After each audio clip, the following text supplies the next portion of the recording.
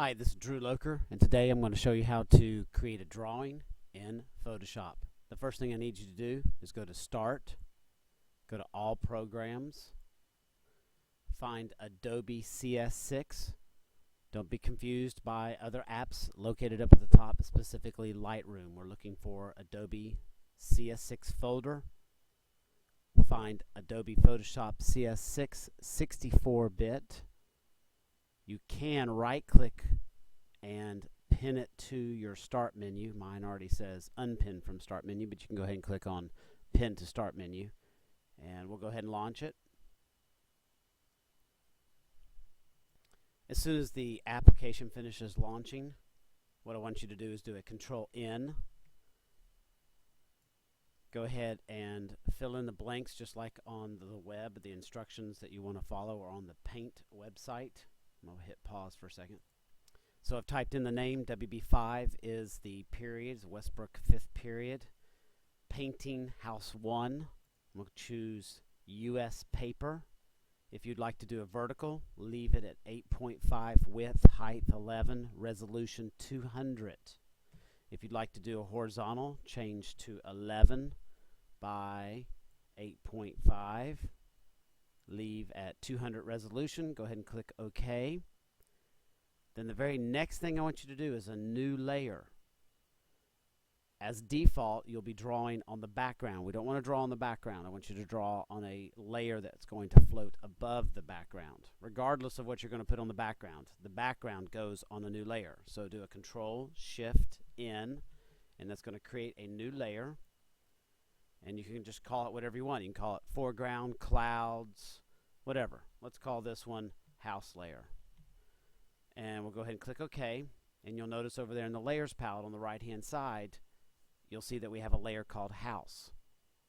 Now as you go through this project, you're going to create additional layers. I'm going to go ahead and go File, Save, which is Control-S. And that's going to bring up a Save As dialog box. We should see our file name. If we typed it in at the Create Document layer, we should see a WB5 Painting House 1. And I'm going to go ahead and click I'm going to click on the Save In, and I'm going to go to my username and find the folder My Documents. And for today, it'll be okay to go ahead and save into this particular folder. Please do not save to your L drive. What we're going to do eventually is create a Dropbox so that your computers will be synchronized between different folders. If you brought your jump drive, you could save to your jump drive as well. Just be very careful not to lose your jump drive. So if you have your jump drive today, go ahead and plug in your jump drive and save it there. That way, if you're working on a different computer, you can have access to the file.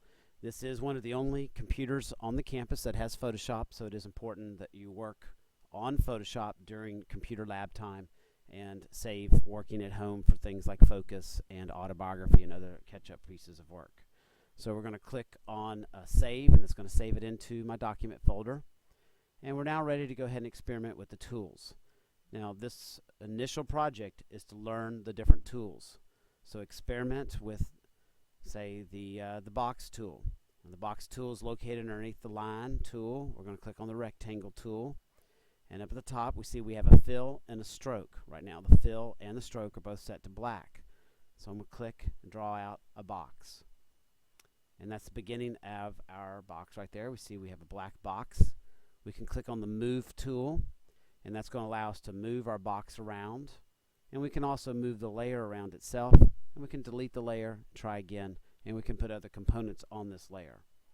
We can use the Eraser tool and erase because we are using a pixel program. So if I hit the eraser, it is a smart object over there, so we're going to have to convert that rasterize layer. We're going to rasterize the layer so we can delete objects.